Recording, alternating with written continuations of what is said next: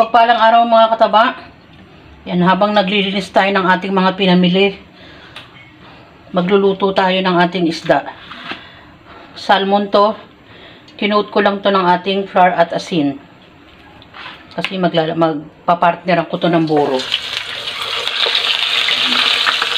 na piraso lang to. Lagi kong minimension kung ilang kami sa bahay.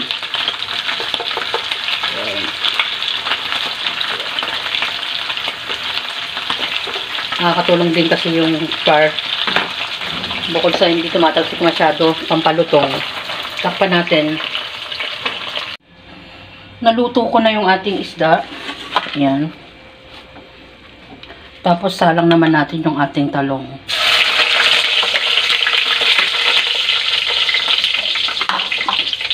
Meron kasing tubig. Kaya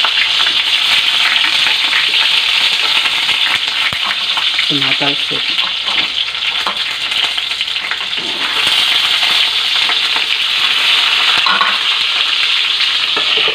Tapos dito, ito yung ibang ingredients natin para sa ating buro. Yan. Burong isda, pwedeng hipon.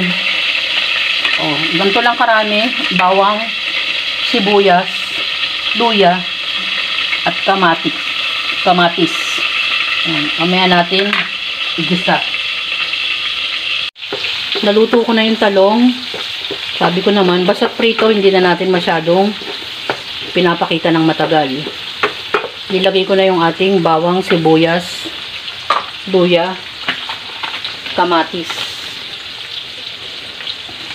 Maglagay na tayo ng konting pampalasa na Ajinomoto.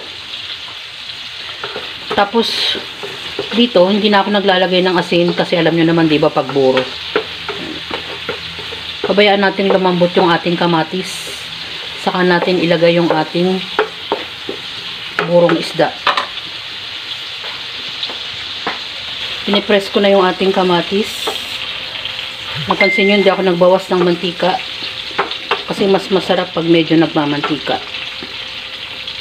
Tapos dito naman sa buro, pag nawala na yung puti-puti ng kanin, halos luto na yan.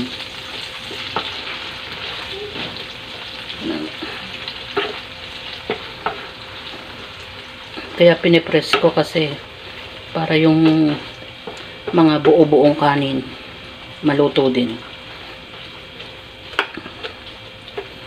So yan, pabayaan pa natin maluto habang ginaganyan ko. Pritong salmon, kinoat natin siya sa flour. At meron naman tayong talong. Pwede kayong maglagay ng sari-saring gulay tulad ng okra, ampalaya. Yan muna ang ating inilagay.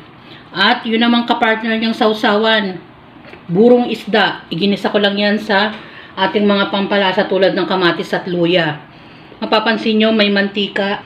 Mas masarap pag mamantika yung ating burong isda. Pwedeng hipon, mga kataba. Meron din naman tayong prutas na honeydew. Meron din naman tayong prutas na honeydew. Masarap tong prutas na to, mga kataba. Matamis siya. Bukod sa matamis, parang matubig siya. Kaya minsan nakakabili tayo ng honeydew dahil madalang lang ang ating honeydew. Yan ang ating magkakapares ng meal for today. May isda, may talong, may buro at may prutas. Enjoy, kumain at maging masaya. Salamat sa panunood! At bye! Ingat mga kataba!